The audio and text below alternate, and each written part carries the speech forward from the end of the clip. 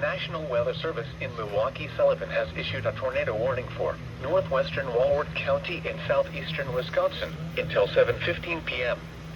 At 6:40 p.m., a severe thunderstorm capable of producing a tornado was located near Palmyra, or near Whitewater, moving northeast at 30 miles per hour.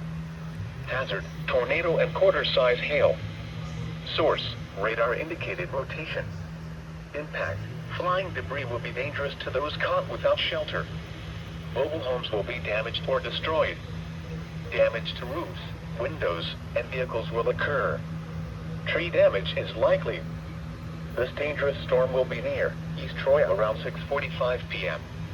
Other locations impacted by this tornadic thunderstorm include Troy Center and La Grange. Take cover now. Move to a basement or an interior room on the lowest floor of a sturdy building. Avoid windows. If you are outdoors, in a mobile home, or in a vehicle, move to the closest substantial shelter and protect yourself from flying debris.